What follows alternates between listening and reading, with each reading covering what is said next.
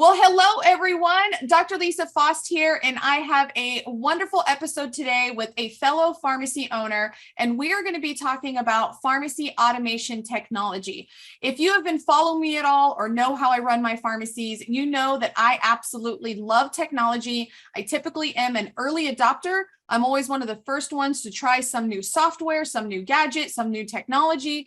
And frankly, that becomes out of a need of where I grew up in pharmacy, if you will. I owned my first pharmacy in California, and California has really restrictive laws on the number of technicians we can have for pharmacists. If you just have one pharmacist on duty, you can only have one technician. I know it's crazy whenever I tell Midwestern pharmacy owners about that, where there a lot of them don't have any limits. You know, their mind is kind of blown. And so I was forced to lean into technology in order to improve efficiency and, keep patient safety and all the things that we're concerned about because we were restricted on the kind of help that we could have. And so I love pharmacy automation dispensing. I've owned a lot of the big robots out there myself in my own pharmacies. And I've obviously worked with a lot of pharmacies who have, bought these. And when I talk to pharmacy owners about adding some of these automated dispensing robots into their pharmacy, they're hesitant. Their first one is always, well, it's really expensive. And you're right, they do cost money and they are expensive.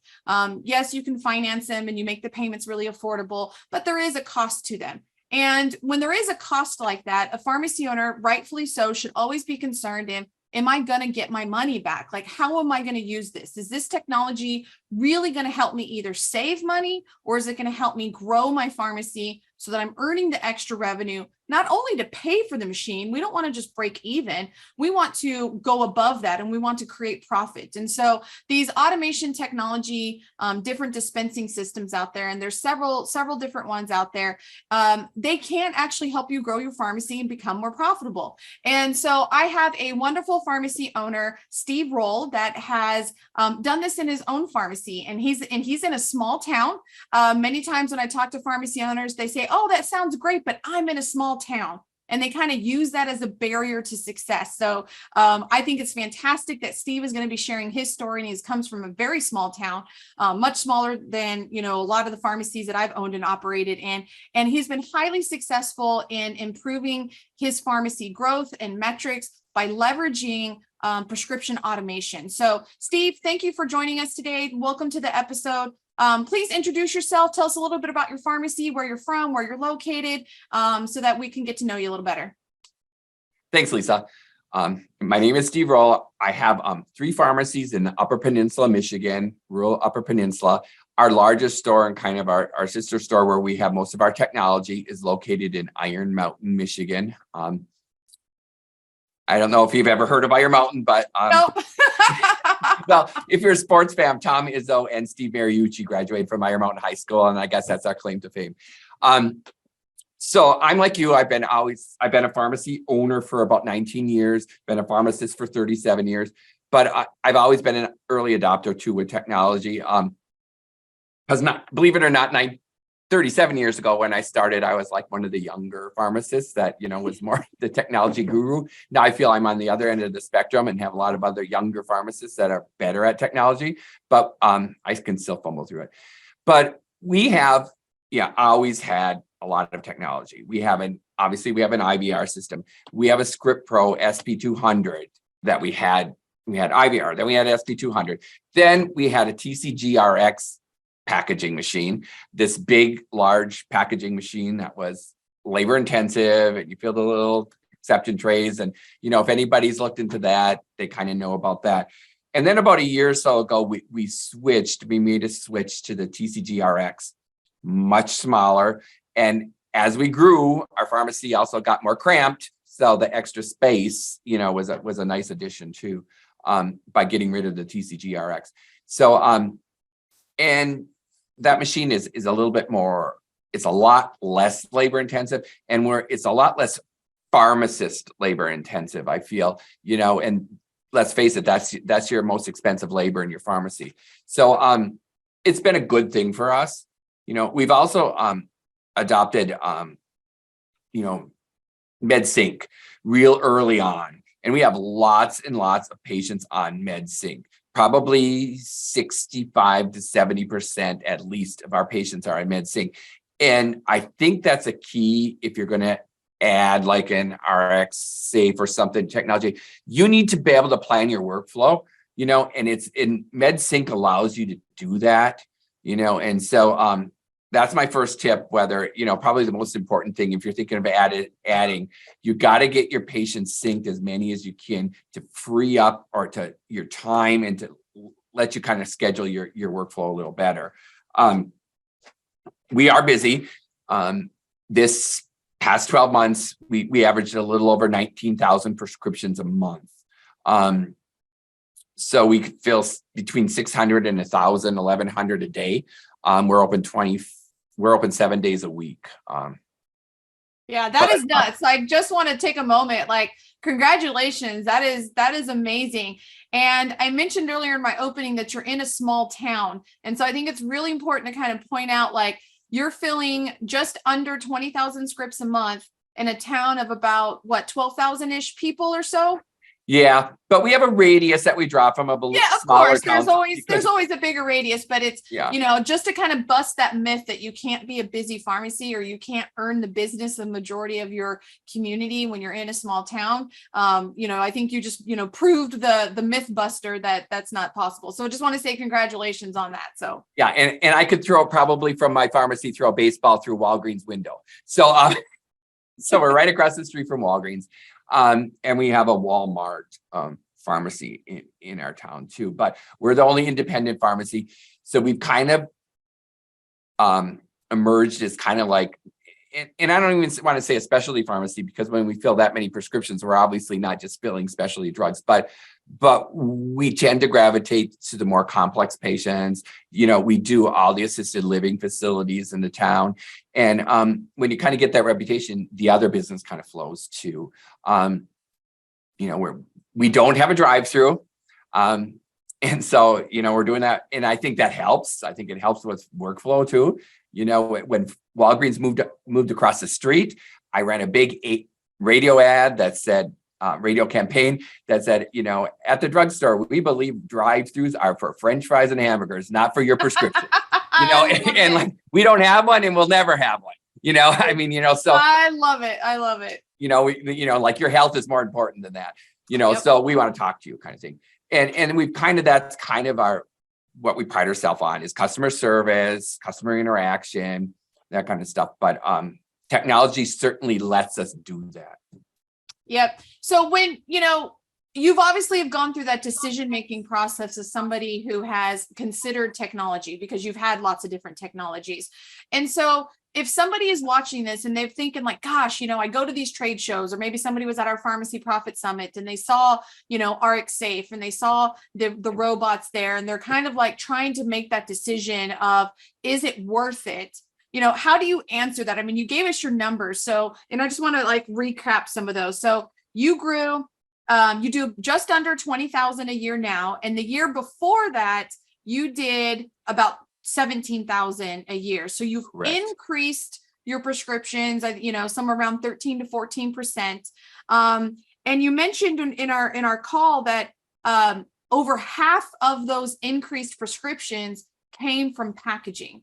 And so that's a huge difference. And I think the big change happened when you had the right technology, because you had the TCGRX before. Not to say that it's a bad machine. It's just like with PMS systems, when you have these big kinds of things that are integral to your pharmacy, everybody's workflow is different, everybody's demographics different, your staff is different.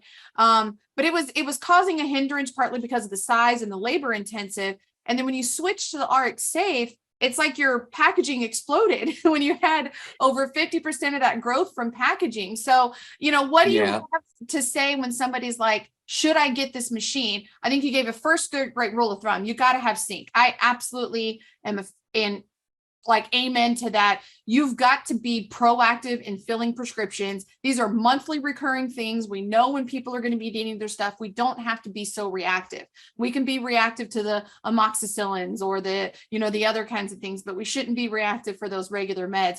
But we can be reactive to the lack of amoxicillin. The lack of amoxicillin, yes. Yeah. And we got to call and get something else. Yeah. Goodness gracious. That's Crazy. yeah, that's a whole other conversation. Right. But like let's save that reactiveness for the acute needs.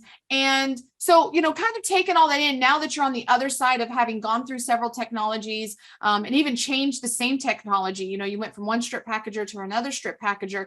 What would you say to somebody who's having that thought process of, because we're here at the end of the year, section 179 tax breaks are here. A lot of people make that decision to buy a robot at the end of the year because they do it out of tax pressure and then they don't know what to do with the darn thing.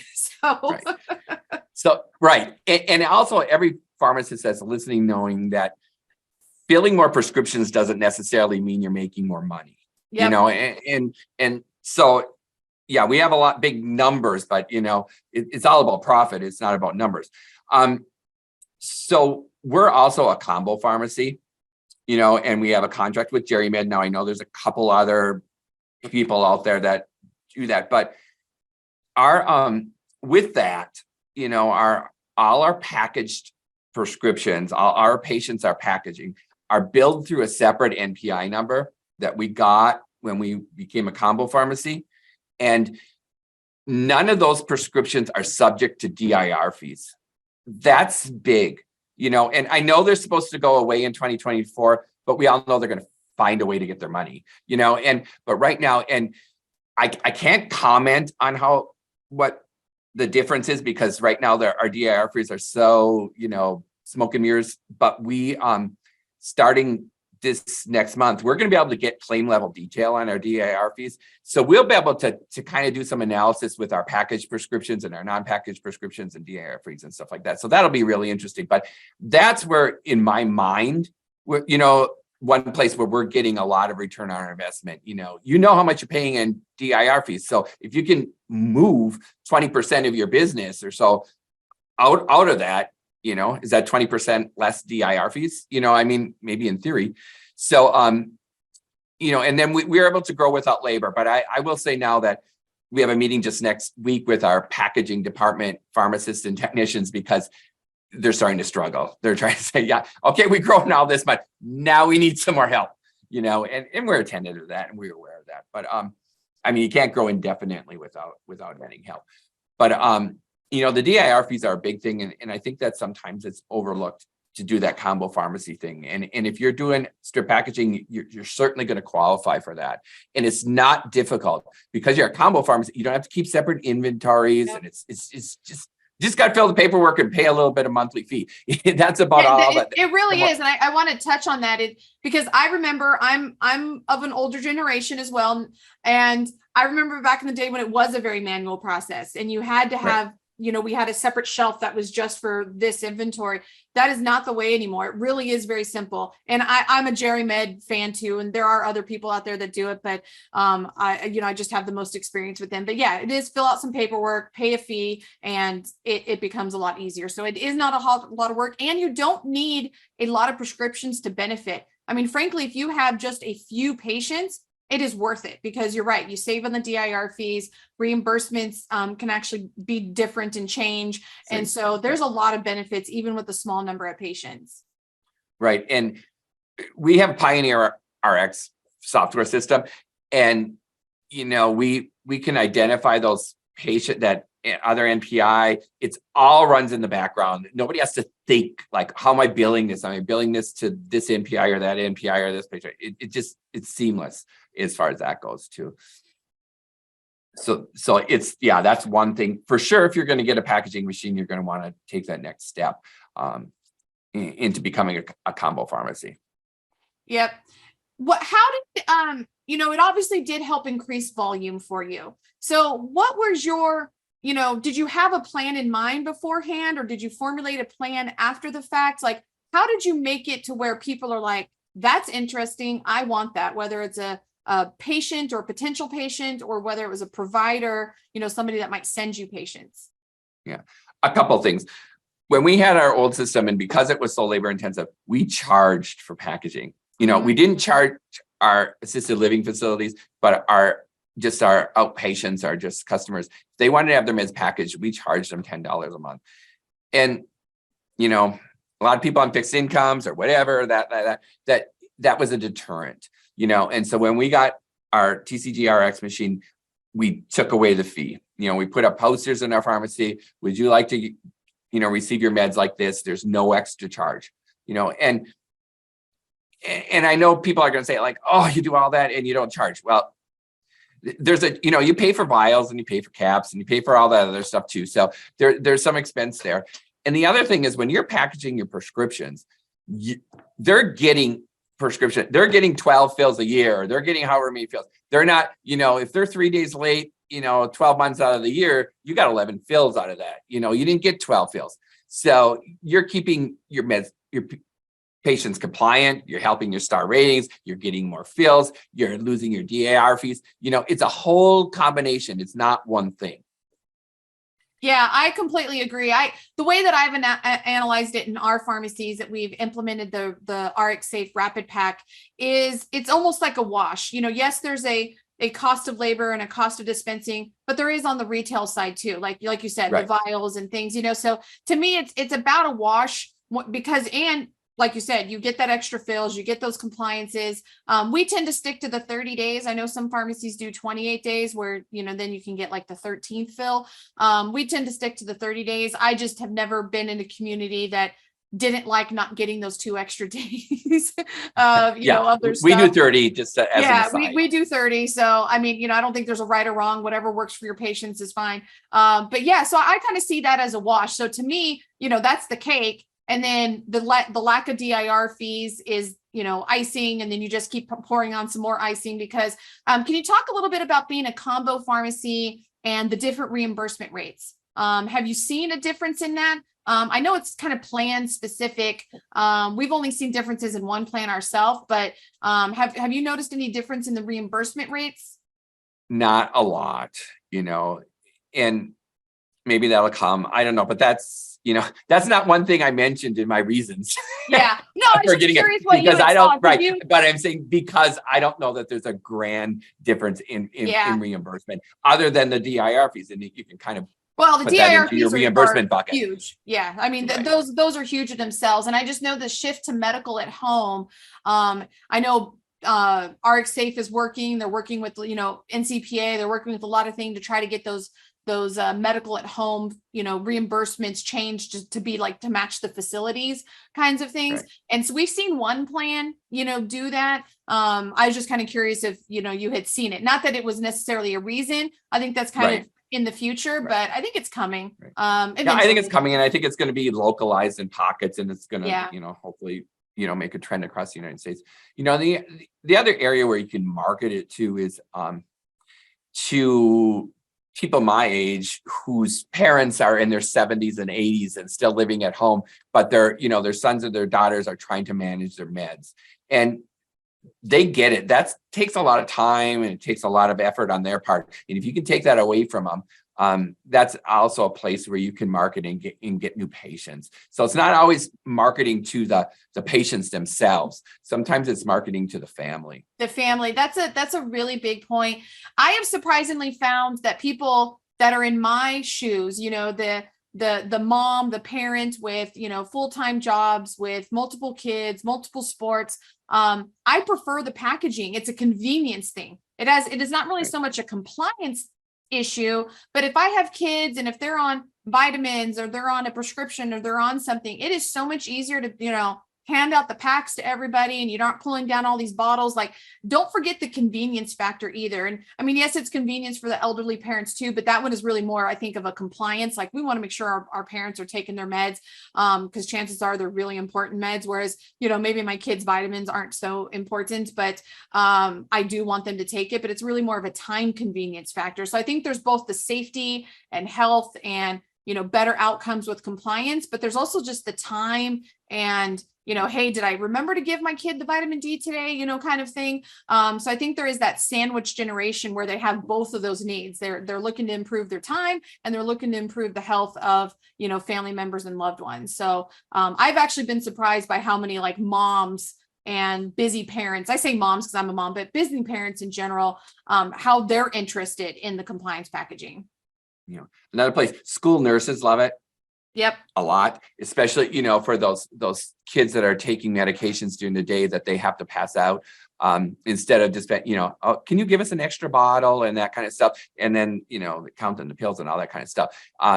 That's another place you can kind of target that, it is the schools and school nurses. Yeah. A big one that I don't know if you've gotten into this, but summer camps. Summer camps are the exact same thing. So for kids that need to take, vitamins, prescriptions, anything to summer camp, I've known some pharmacies that they do so much packaging in just the summer months for summer camps that it pays for, the entire year, because of that influx for camp. And they've kind of become like camp specialists, and they work with the camps and they make sure they have all the, the medical information they need, but then they package everything. And that is the only way some of those camps will only allow, them to come that way, because you're right. It's so much easier than trying to count pills and, oh my gosh, we're one short. What happened to this? And the safety and security is just, far and above what happens with vials. So that's another really big area. I don't know if you have many summer camps up in Michigan, but that might be an option for you. We're not too many, because everybody has their own camp. No. Yeah. Well, you won't find me in your neck of the woods in winter. That's for sure. I'll stick to my southern roots and stay warm. But maybe in the spring and summer we'll head up there. But any last words for somebody that's is just a little hesitant, not sure. We mentioned some of the tax benefits, which you get to take advantage of each year if you order. But any other last words of somebody who might be considering adding automation, whether it's an RxSafe rapid pack machine or something else? I rarely talk to anybody that regrets it. Like 2 years, they might regret it a month after they purchased it, because it is there's a learning curve and all that stuff. But you talk to those pharmacists a year down the road or something, nobody seems to ever regret any technology, that they embrace once they got it figured out, Yep. Nope, that is perfect. So if somebody wants to just check out your pharmacy, I think you've got a really great, awesome thing going there. They're going to be up in your neck of the woods or something. What was the name of your pharmacy and the website of your pharmacy? The name of our pharmacy is The Drugstore. I didn't name it, but it's not, but I bought it. And our website is tdsrx.com. Awesome. And if you're listening to this and you're interested in the strip packing machine that Steve has been talking about, it is the RxSafe Rapid Pack, which when I first saw the machine, it blew me away. It's a very, very small footprint, especially compared to some of the other packaging machines out there. And it's also very fast, which, Steve has talked multiple times that it was much less labor intensive than his previous model. But you can always contact RxSafe. It's rxsafe.com. Just go to their website. They've got tons of videos and tons of information, and see if it's a right fit. And it is December. We are recording this in December. There's still probably time if you want to take advantage of some tax breaks. Some of us have had some really good years, some really good profitable years, and you might be looking to, offset some taxes, and it's something that you would be purchasing anyways. Then now might be the time to reach out and see if you can get it in before the end of the year to take advantage of that. So thank you for spending some time with me today, Steve. It was a pleasure to get to know you better. And I know you've helped many pharmacy owners, and I greatly appreciate it. Thank you. And if anyone wants to talk to me personally, they can go to our website, tdsrx.com, and find my contact information. Perfect. Thank you so much. Okay. Thank you, Lisa.